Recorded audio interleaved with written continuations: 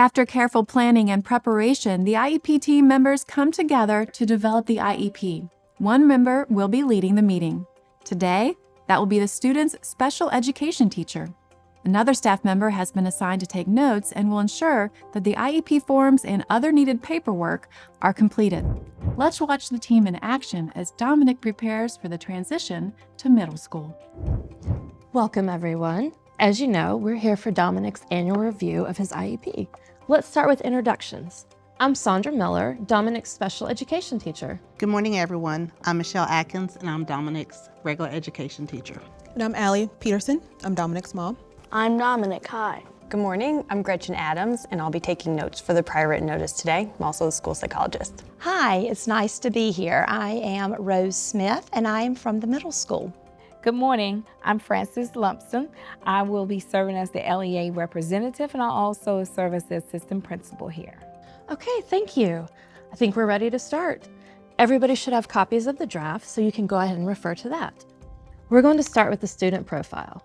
Dominic continues to be eligible for special education in the category of specific learning disability, in written expression and reading comprehension. Looking at his strengths, we've made some notes. He's a team player, gets along well with his peers, he draws well, he's strong in math, and he likes using a computer and has really good verbal skills. Mrs. Peterson, do you have anything you'd like to add? Yes, I would. Dominic, he's a great kid. He has great athletic abilities. He's very creative. In addition to parents sharing their thoughts, this is a good time for the students to share their own ideas. It's important to encourage students to participate in the IEP process, as the skill to advocate for themselves will be useful as they become an adult. Dominic, we're so glad you're here today. After all, this IEP is all about you, and it's always great when you can attend. How do you think school's going this year? It's going okay. What's your favorite part of the day?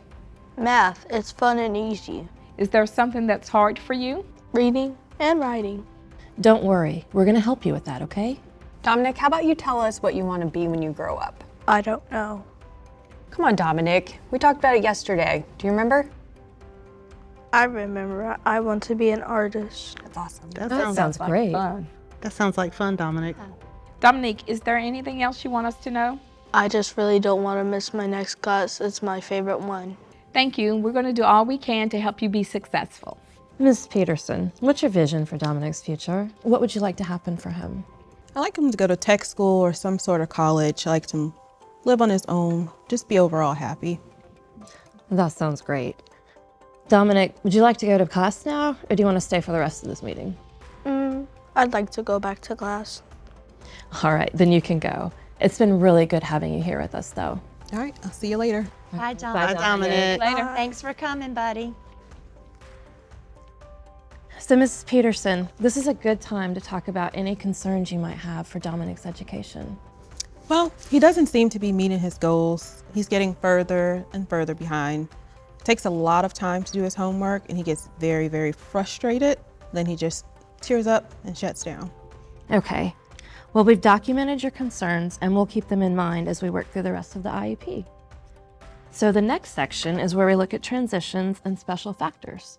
One transition we know he's going to have to make next year is the move to middle school. And that's why we asked Ms. Smith to be here today. Yes, and I will be there to help in any way that I can, and I will be offering up some ideas as we work through the IEP. All right, Mrs. Peterson, do you have any special concerns or worries about this move to middle school for him? He's just seemed to be getting further and further behind. He's drowning in work, and I think it's going to be just really tough for him. The team will keep working together and consider any special factors that apply to the student. If the team identifies any special factors, they must be addressed in the IEP. Special factors could include whether the student is an English language learner, if they use any communication devices, if they are visually or hearing impaired, or if they have behaviors that impede their learning or the learning of others. Okay, let's go ahead and move to the next page and talk about the first goal. We'll start with the writing goal. Looking at the present level of academic and functional performance, Dominic is able to write a loosely organized 3 to 4 sentence paragraph with some errors in punctuation and indentation. Given assistance from his teacher and using a graphic organizer. Excuse me? What's a graphic organizer? That's a tool that we use to help students with their writing. I've brought a few here, something like this. Okay, he's brought one of these home before. So using a graphic organizer, Dominic is able to add some details and has shown some progress in writing multi-paragraph essays. The grade level standard is to write a 3 to 5 paragraph essay that's detailed and logically organized. Dominic's weak written expression skills interfere with his ability to make grade level progress. Let's read the proposed goal. Dominic will be able to write a 3 to 5 paragraph essay with the independent use of graphic organizers on 4 out of 5 trials. Does that sound okay to everyone? That sounds like an ambitious goal considering his current performance, but with the right supports in place, I think he'll do just fine. And can we change this later if he gets too frustrated or he just doesn't make enough progress? Yeah, of course. We definitely want to aim high as far as expectations. We'll monitor his progress closely to see if we need to make any changes. Let's look at the next question. The team will determine whether the student requires assistive technology to meet this goal. Why would he need assistive technology? He only has a learning disability. Well, assistive technology can help students with any kind of disability. For instance, Dominic does better when he is journaling, writing, or using the computer in class. Can we put that on his IEP? Yes, I think we can do that. It'll give him more opportunities to use the computer when he's doing his written work. Now, let's move on to how we're going to measure his progress. We're going to be using work samples, such as his journaling, essays, and computer work. We'll also use the results of the writing assessments. Will he be handwriting or using a computer to do his journaling? He'll have an opportunity to use both. We'll keep weekly data on his progress. The team will continue to discuss how the data is provided to the parent, usually in accordance with the school report card schedule, unless otherwise noted.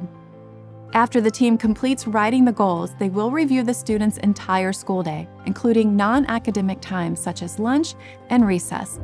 They will make note of all times and locations where any modifications, accommodations, aids, or other supports will be provided. If he needs assistive technology devices or services, they will be listed on the IEP, as well as any training his teachers or other school personnel will need to use the device. The team will then select appropriate accommodations he may need during testing and assessments, such as extra time or taking his test in a separate room. Okay, next, I'm going to be providing Dominic's special education services, and I've looked at what he'll be learning in my resource classroom. I think that 30 minutes a day should be good to provide for his needs. Wait a second. Why would we reduce his special education time when we've increased the goals and they're much more challenging?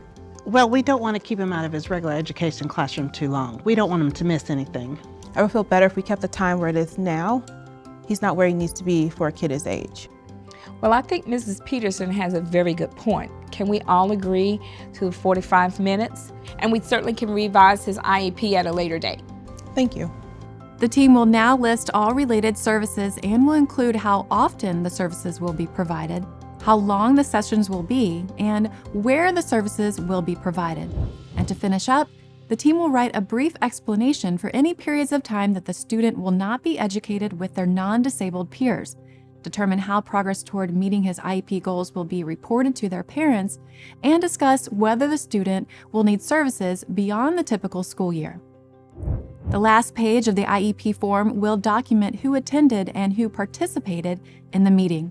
Parents will receive a copy of the revised IEP as well as a document called the prior written notice that lists the final decisions of the IEP team.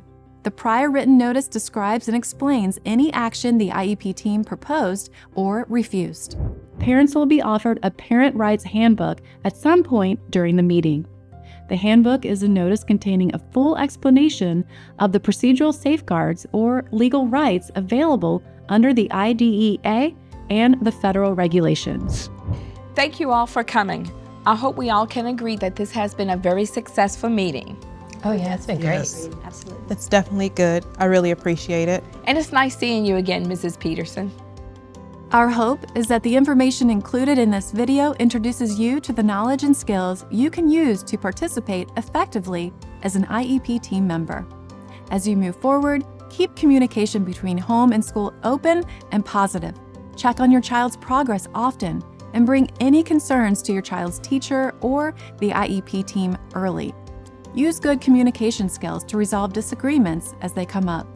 And most importantly, remember, the ultimate goal is an educational program designed to prepare your child for their future. To learn more, we encourage you to join our mailing list or contact us to work with a parent educator.